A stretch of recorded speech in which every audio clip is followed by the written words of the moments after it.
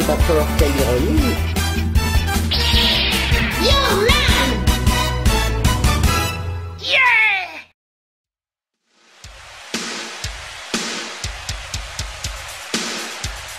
Bonjour à tous, très heureux de vous retrouver aujourd'hui pour le début de la 4e saison de La Voix des Héros et son 30e numéro. Aujourd'hui, c'est quelqu'un que vous ne connaissez quasiment que par la voix qui est à l'honneur. Il a été pendant plusieurs années la voix off du célèbre Club Dorothée et a incarné celui que tous s'appellent encore aujourd'hui Monsieur Cadeau. Mais Olivier Martial Thieffin, c'est son vrai nom, ce n'est pas que ça, et c'est ce que je vous propose de découvrir au travers de cette émission. Alors, vous êtes prêts ?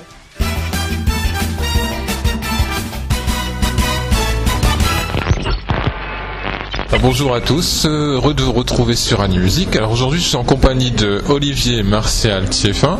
Donc ça vous dit peut-être rien comme ça, mais si je vous dis Monsieur Cadeau par exemple, ça vous parlera déjà beaucoup plus. Mais bon, on va découvrir aujourd'hui un petit peu plus sur ce personnage qu'on connaît surtout par la voix. Alors Martial, merci d'avoir accepté de me rencontrer.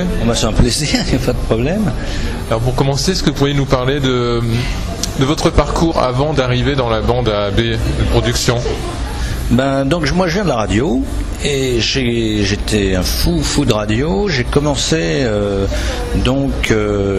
à Europe 1 en 72 parce qu'avec un copain d'école, enfin de lycée à l'époque, on a fait une espèce de canular qui a fait rigoler l'animateur, qui nous a dit venez à la radio. C'était le lancement à l'époque des ateliers, il y avait l'atelier jeune, il y avait etc. Donc j'ai rencontré Jacques Paoli qui a dit faut le présenter à Jean-Loup Lafont. Et Jean-Loup Lafont faisait une nouvelle émission qui remplaçait Salut les copains et qui s'appelait Mosique.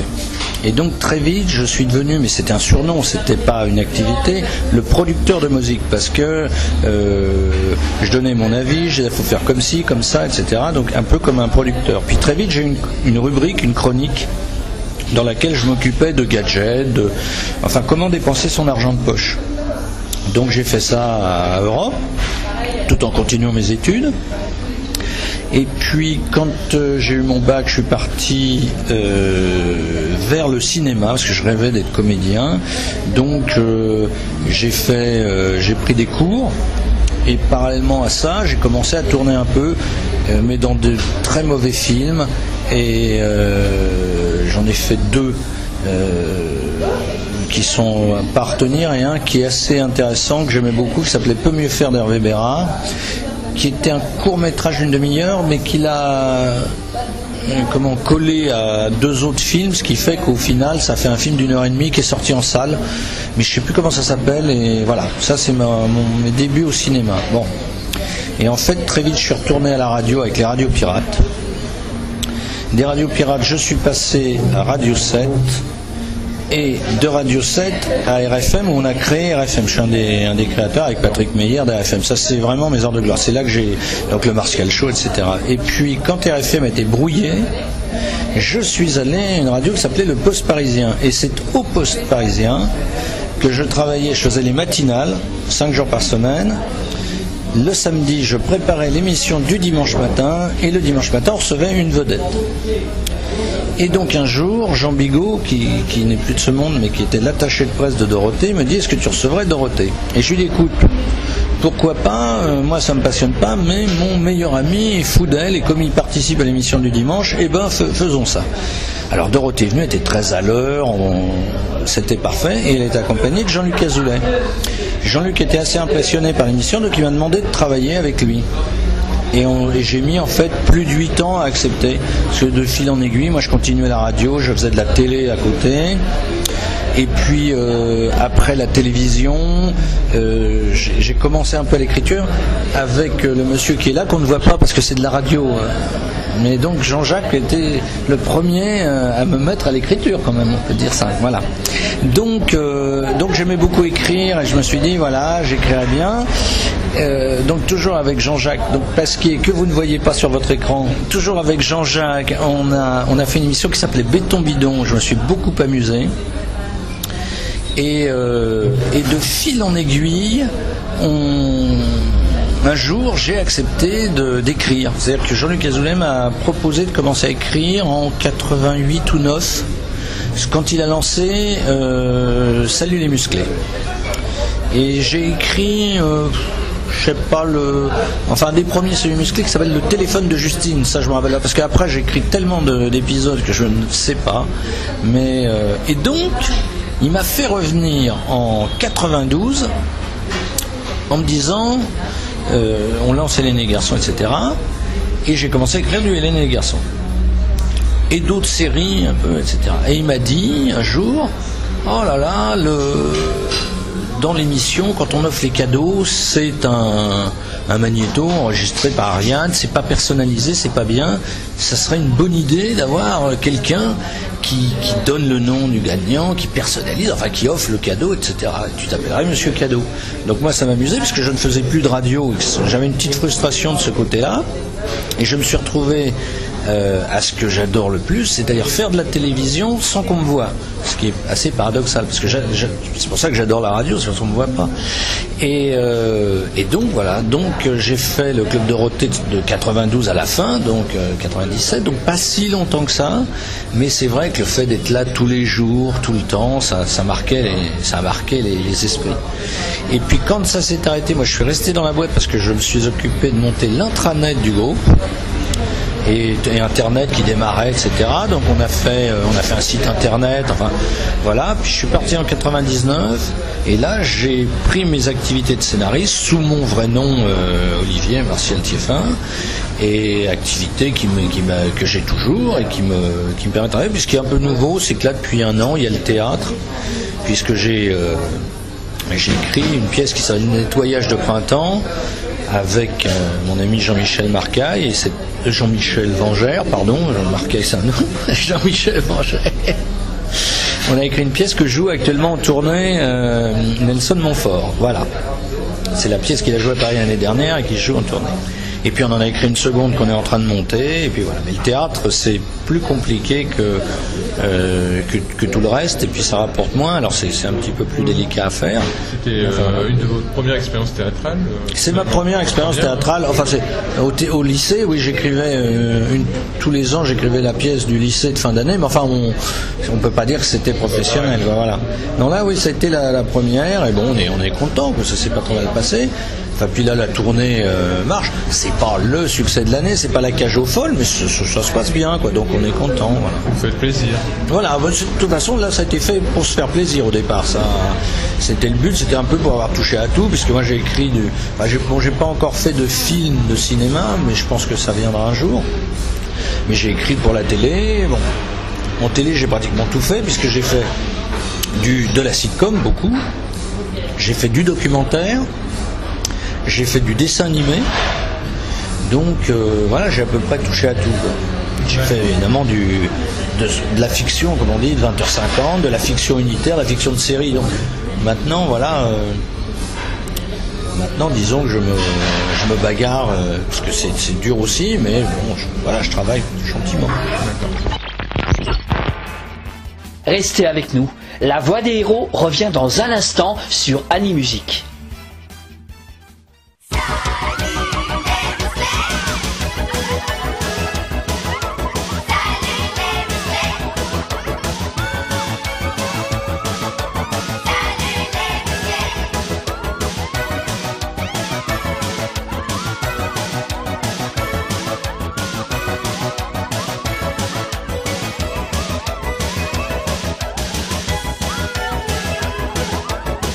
Salut les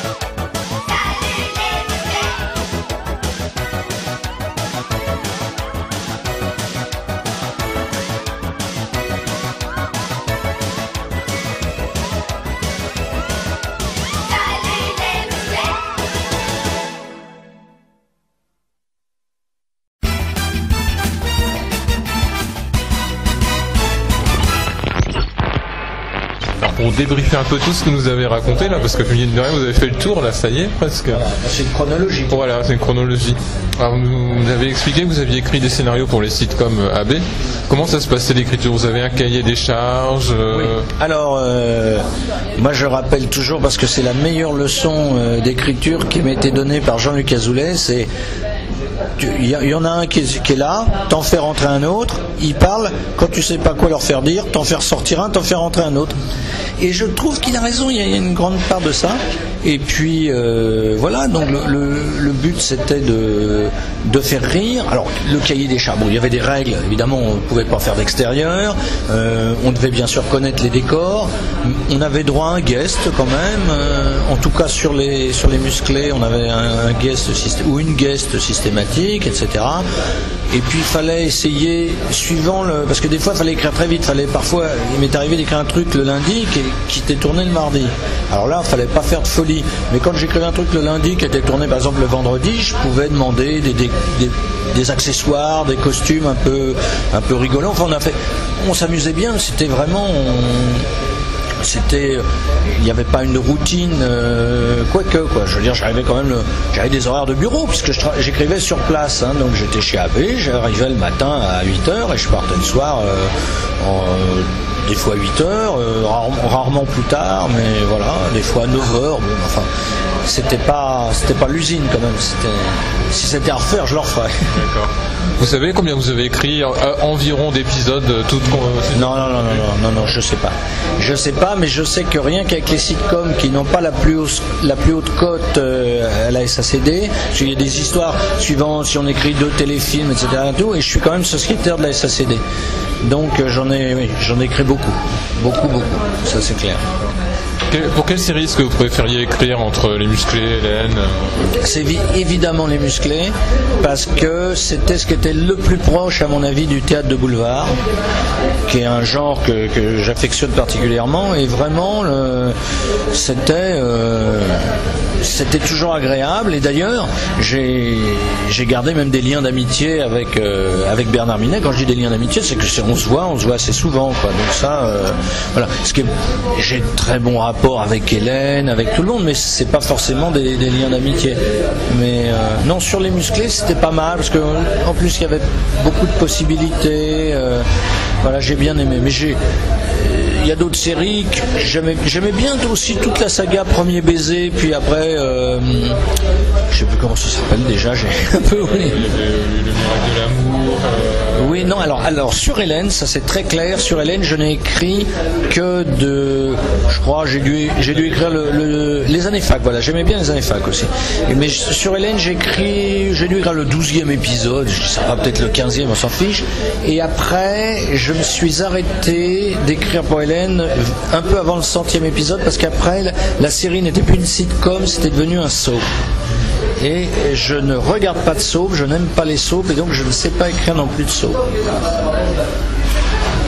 Vous supervisiez des fois le tournage de vos scénarios? Vous étiez sur le plateau peut-être quand même? Oui, non, alors j'avais un téléviseur dans mon bureau et je pouvais regarder tous les plateaux. Et d'ailleurs, une fois, j'étais très fier parce que je crois qu'il y avait 3 séries de moi qui se tournaient sur 3 plateaux. Il y avait 4 plateaux qui tournaient, 3 c'était moi.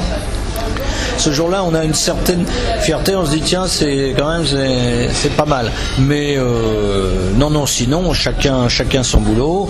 Il y avait des réalisateurs attitrés qui malheureusement pour beaucoup sont plus là. Il y avait Georges Barrier que j'adorais, qui est un de mes amis. Évidemment Jean-Pierre Spiro aussi. En plus Jean-Pierre Spiro, c'est encore autre chose. Il m'a fait faire ma première télévision en 1977. Donc on avait des liens très forts, voilà.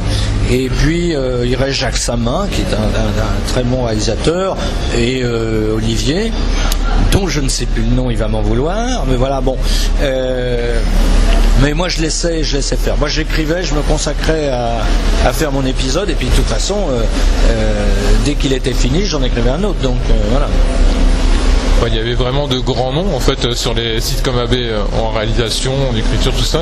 On trouvait des... Alors c'est pas modeste ce que je vais dire, mais je crois que le secret de Jean-Luc Azoulay, c'est il s'entoure toujours des meilleurs.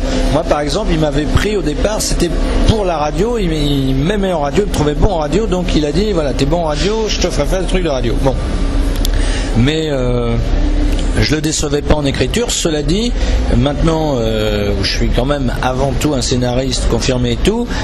Jean-Luc ne me fait jamais faire de. Par exemple, j'ai fait aucun camping paradis. J'en profite pour passer un message. Il faut qu'un camping paradis. Je fais pas, alors que c'est des trucs tout à fait dans mes cordes, quoi. Mais voilà, bon, c'est. Si Jean-Luc nous écoute, voilà. Le message est passé. Alors donc ensuite, vous avez fait Monsieur Cadeau. Voilà, alors non, mais c'était en même temps en fait. C'était en même temps, oui, en parallèle, oui. Vous aviez beaucoup de travail alors. C'était ma récréation, je venais tous les jours, j'avais mon bureau sur place. Donc le mercredi on était en direct, c'était le jour où j'écrivais pas, voilà. Et on tournait les quotidiennes un jeudi tous les 15 jours, donc j'avais largement le temps de faire tout ce que j'avais à faire, quoi, voilà. Parce qu'au début vous n'apparaissez pas à l'antenne, on entendait que votre voix, et après vous êtes apparu flouté dans un... C'était bien vous dans le... Oui. Ah non mais c'était moi, mais ça c'était... Pareil, c'est une idée de Jean-Luc, mais on était quand même obligé de se conformer à la règle du CSA qui fait que les présentateurs, les animateurs d'émissions ne peuvent pas citer de marque, etc. Seule la voix off peut le faire. Et comme j'étais la voix off, et effectivement il fallait pas qu'on me voie, mais en nombre chinois ça gênait personne et puis ça renforçait le mythe. C'est ça c'est le génie de Jean-Luc, c'est des idées comme ça. Et au départ il avait même prévu que la cabine dans laquelle j'étais soit un gigantesque entonnoir pour qu'on puisse me balancer des trucs dedans, etc. Puis on s'est aperçu qu'il y avait des câbles électriques, des trucs, c'était peut-être un peu dangereux, alors ça s'est arrêté. Mais au départ, quand on me voyait pas, au premier plateau en direct le mercredi, il me faisait systématiquement une blague. Alors il m'a écrasé des œufs sur la tête, il m'a fait couler de l'eau sur la tête, un jour il a fait installer par la décoratrice, il a piégé la cabine, c'est-à-dire que je le regardais, il faisait rien, j'ai dit aujourd'hui il me fait pas de blague, et boum, à un moment il a fait toucher 2 fils et ça fait exploser la cabine. Ça c'est des blagues de Jean-Luc. On s'ennuyait pas au Club Dorothée. Ah non, mais ça mais on ne s'est jamais ennuyé. Moi je le dis vraiment sans flagornerie, c'est une époque formidable. Moi j'ai que des bons souvenirs chez AB déjà, et puis au Club d'eau, parce qu'on se marrait comme des fous, quoi. Comme des fous. Il y avait toujours, Jean-Luc avait toujours des idées rigolotes et tout. Et puis surtout, moi j'avais une chance, je dis une chance parce que les gens qui le faisaient m'ont raconté, ça m'aurait pas forcément plu, c'est que je ne faisais pas les voyages. Parce que là, les voyages, ça rigolait tout autant, mais il fallait se lever très tôt en se couchant très tard. Et moi, je peux me coucher très tard, mais à ce moment-là, il ne faut pas que je me lève très tôt. Donc voilà. Restez avec nous. La voix des héros revient dans un instant sur Animusique. C'est toujours les vacances au Club Dorothée. On a la chance, on est tous invités. Du lundi au dimanche, hiver comme été. C'est toujours les vacances au Club Dorothée. Toutes les séries que vous préférez, elles sont ici au Club Dorothée. Yeah, yeah. Et toutes les stars que vous adorez, vous pourrez les voir au Club Dorothée. Yeah, yeah, yeah, yeah, yeah, yeah.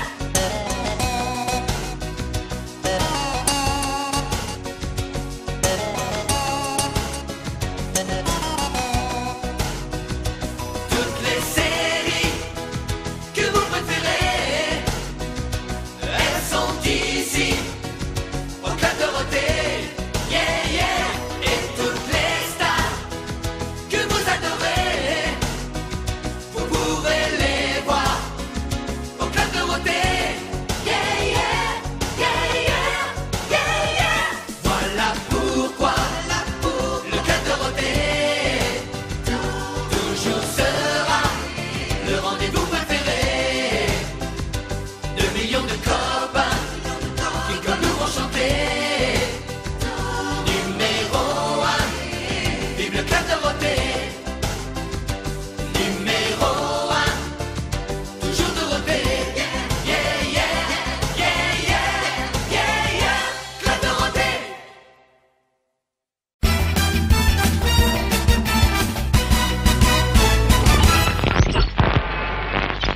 Alors, tout à l'heure, vous nous avez dit que vous aviez aussi écrit pour du dessin animé. Oui. Vous pouvez nous donner des titres? Oui, alors en fait, bon, j'ai travaillé pour une société qui s'appelle Dargo Marina et qui fabrique du dessin animé. Alors j'ai travaillé mais sur des projets qui en général n'ont pas abouti à part Boule et Bill. J'ai travaillé sur l'adaptation en bande dessinée de L'Enfeust, un truc comme ça. L'Enfeust et les trolls ou je sais plus quoi. Donc c'est une série qui est éditée chez Soleil qui marche très bien. Et bon, il était question de faire un dessin animé, on ne l'a pas fait. On avait d'autres projets, on avait un projet en fiction sur Ricochet, pareil, on a beaucoup travaillé. Puis parce qu'il faut savoir qu'un scénariste, 80% de son travail ne voit jamais le jour, quoi. On travaille sur des projets, puis au dernier moment ça se fait pas, ou ça se met dans un tiroir, ça se fait plus tard, il n'y a pas de règle. Et chez AB, on vous a jamais proposé d'écrire pour leur série animée, parce qu'il y a eu quelques séries. Non, parce que chez AB, les séries animées, c'est là que la vie rigolote, c'est-à-dire que le patron de la partie dessin animé qui s'appelle Animage s'appelle Thibaut Châtel, et maintenant qu'il a quitté AB, il a sa propre boîte, il est associé à un garçon qui s'appelle Guillaume Galliot, et ensemble, ils ont une société qui s'appelle Label. Donc Label anime pour l'animation, Label Image pour la fiction et les documentaires, et je travaille beaucoup avec eux. Donc voilà, parce que c'est pareil, des anciens d'AB, qu'on est une espèce de grande famille un peu éparpillée maintenant, mais qu'on est, voilà, on continue à travailler dessus. Est-ce que vous pourriez nous parler un peu des relations que vous aviez à l'époque avec toute l'équipe de Dorothée, Jackie, Corbier, Ariane? Alors, j'ai de très bonnes relations. Jackie est on peut dire un ami, c'est-à-dire un peu comme Bernard Minet, on se voit, nous arrive de nous voir en privé, voilà, il n'y a pas que le travail qui nous réunit. Corbier, il est un peu loin, mais quand on peut, on se voit, on se téléphone au moins 3-4 fois par an. Ariane aussi, on se téléphone, là je l'ai pas vu depuis un petit moment, mais enfin, Ariane, on déjeune chaque fois qu'on peut, chaque fois que ça va. Et puis Do, c'est vrai que là, je lui ai souhaité son anniversaire, c'est la dernière fois que je lui ai donné de mes nouvelles récemment, là. Donc il faut que je l'appelle, mais enfin Dorothée, on se voit, parce que Jean-Luc fait aussi des petites réunions des anciens, donc on se voit, on se voit au moins 2-3 fois par an quand même. Et donc après on vous a retrouvé sur IDF1, et là, visage découvert. Ah oui, mais là c'est normal, donc puisque Jean-Luc a lancé cette chaîne en 2008, et que là il avait besoin de son équipe, enfin des gens avec qui il avait travaillé. Donc moi à ce moment-là, bon, au départ j'étais pareil, je ne devais m'occuper que de faire les voix de la chaîne. Puis j'ai commencé à faire les voix, et puis quand on a lancé l'émission de Jackie, il m'a dit tiens, ça serait rigolo, t'épaules Jackie, puis tu pourras balancer 2-3 vannes, etc. Donc je l'ai fait, mais je l'ai fait qu'une saison, pas très longtemps en fait, parce que c'est prenant, c'est tous les jours. Et là, alors là pour le coup, j'avais pas, enfin si, j'avais un bureau d'ailleurs, c'est vrai, j'avais un bureau. Mais non, mais j'avais d'autres activités aussi, et donc voilà. Donc là, c'était un petit peu plus compliqué. Mais j'ai essayé de m'investir, et je vais être très franc, la direction prise par IDF1 n'est pas. Au départ, je m'occupais de la culture, ce qui peut paraître paradoxal à IDF1, mais bon. Donc je m'occupais, j'allais voir des expositions, j'allais au théâtre, j'allais au cinéma, et je m'occupais de tout ça. Et bon, tout ça a été petit à petit supprimé pour des raisons pas que budgétaires, parce que ça coûtait pas très cher, mais un peu aussi parce que Jean-Luc disait que ça n'intéressait personne, et résultat, donc petit à petit mon truc s'est réduit.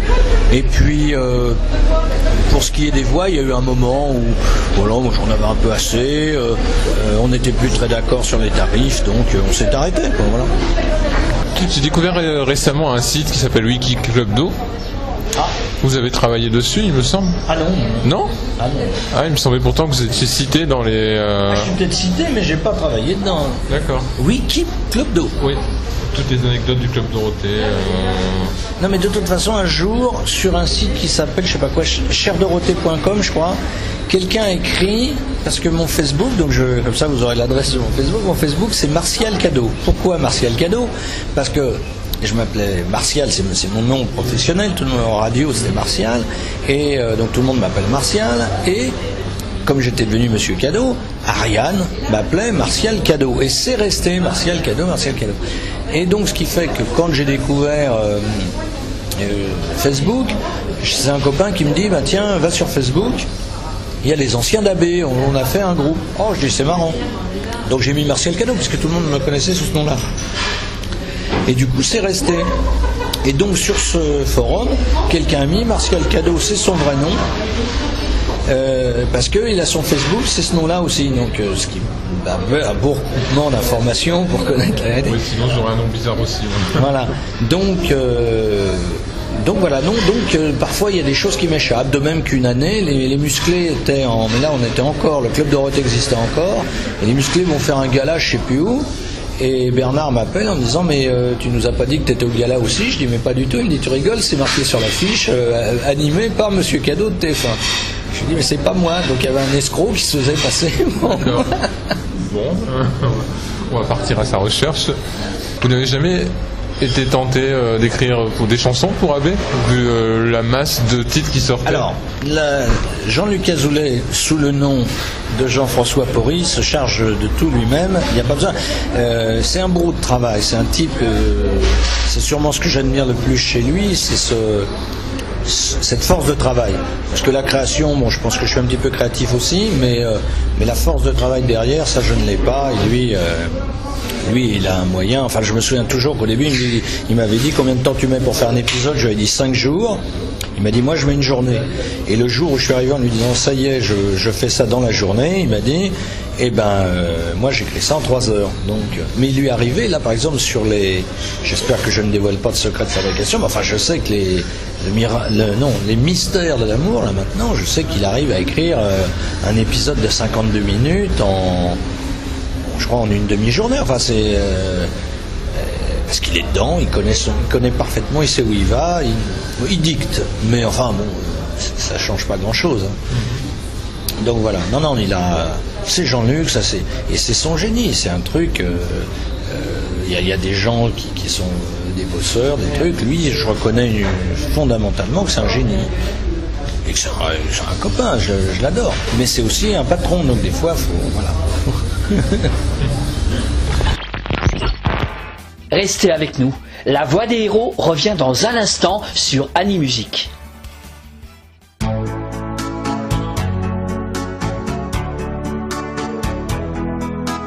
Une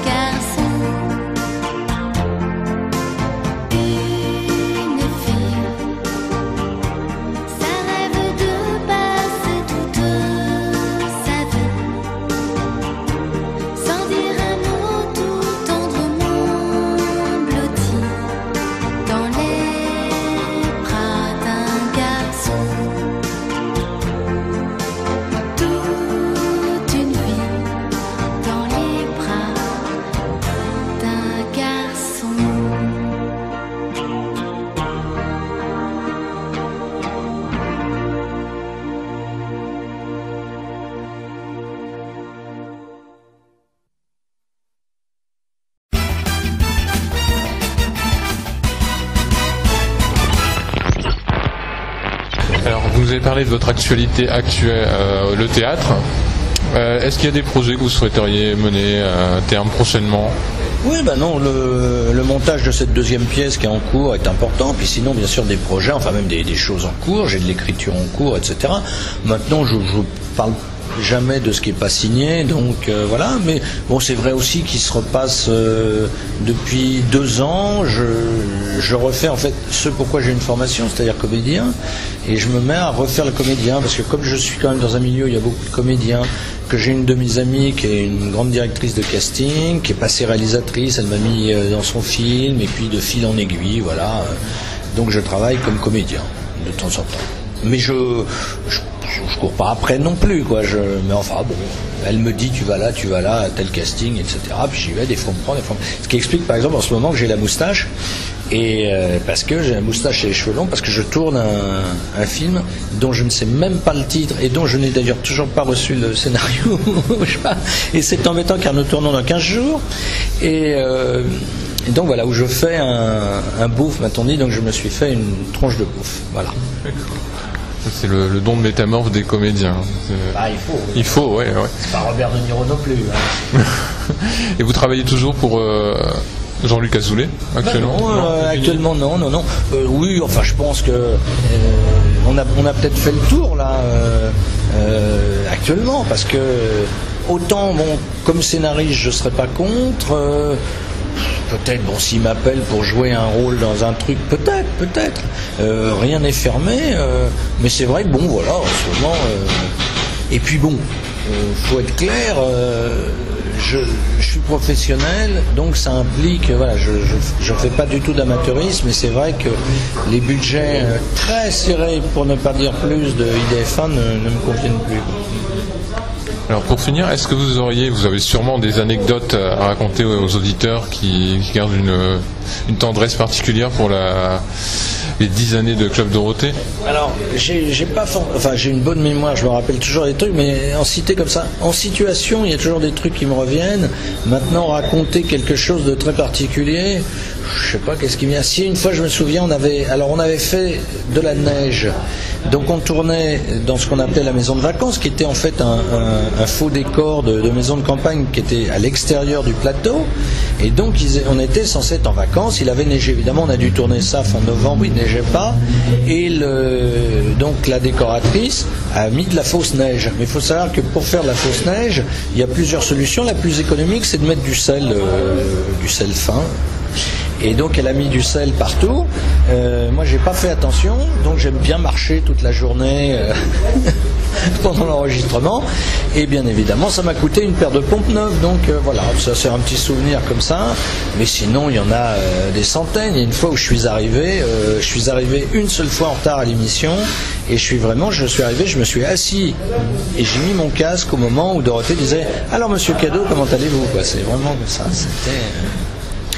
Bon, puis sinon, on a eu des milliards de trucs, mais faut s'en souvenir. Mais c'était toujours, il n'y a jamais eu, j'ai pas un souvenir d'anecdote où il y a eu quelque chose de grave. Si, j'ai eu très peur. Là, c'est la dernière année du Club d'eau où il y a un tigre qui est venu et qui a quand même mis d'un seul coup, il a trouvé Dorothée tellement gentille qu'il a ouvert sa gueule et il a mis la tête de Dorothée dedans, qui n'a pas bronché d'ailleurs. On a eu très peur, tous. Mais il s'est rien passé. Rien du tout. Ah si, il y a le jour aussi où parce que le docteur Klein avait un truc formidable, c'est qu'il disait demain j'amène un chien. Alors les assistants prévoyaient qu'il amenait un bulldog ou un truc, et puis il arrivait avec un cheval. Donc ça faisait un peu de désorganisation. Un jour, il est venu avec un étalon qui était bien en forme. Et c'était embêtant parce qu'on voyait l'heure du direct arriver et on disait l'étalon, on peut pas le passer dans une émission pour enfants comme ça à cette heure-là. C'est que des trucs comme ça, quoi. C'était sans arrêt de la rigolade, des trucs, voilà. C'est que des bons souvenirs, le Club Dorothée. Vous gardez donc que de... Ça vous arrive de vous replonger là-dedans parce qu'il y a beaucoup de vidéos sur Internet. Oui, alors ça c'est peut-être le truc. Non, je n'ai pas la nostalgie. Je garde de très bons rapports avec tous ces gens-là parce que c'est vrai qu'il y a une notion de famille que Jean-Luc l'entretient bien. Mais non, sinon j'ai pas de nostalgie. Mais il m'arrive d'être sous la douche et de fredonner une chanson de Dorothée et puis de me dire après tiens mais ça finissait comment, mais voilà. Mais c'est vrai que je n'écoute pas non plus tous les jours les disques de Dorothée en pleurant. Non, Oui, je me doute, oui. voilà. Non, c'est le passé, ça a été formidable, c'est fini. Il faut passer à autre chose. Ou alors. C'est un peu... Et en plus, c'est ce que j'avais dit à Jean-Luc quand il a créé DF1, je lui ai dit, mais c'est incroyable, tu nous as rajeuni de 20 ans, parce que quand on a démarré, c'est vrai que je suis arrivé, les cadreurs étaient les mêmes, il avait repris tout le monde, quoi.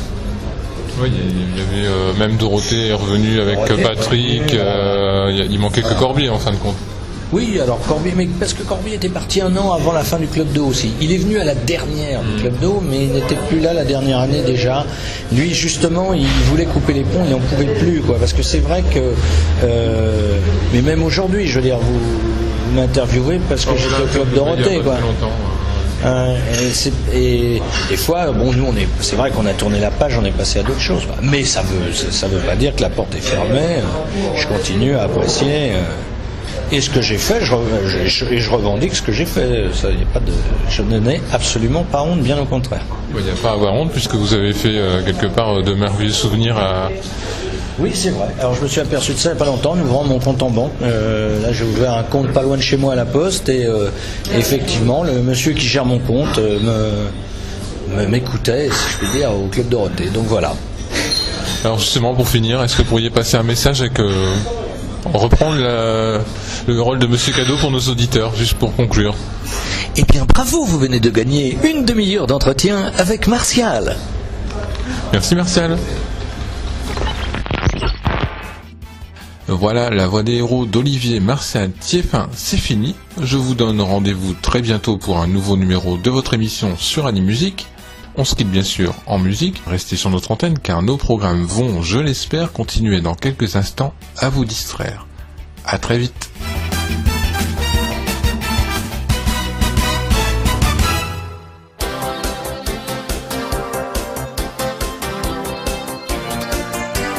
C'est bon de revenir,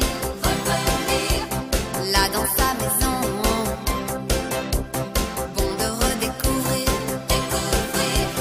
tout son horizon. C'est bon de retrouver ses amis réunis comme une grande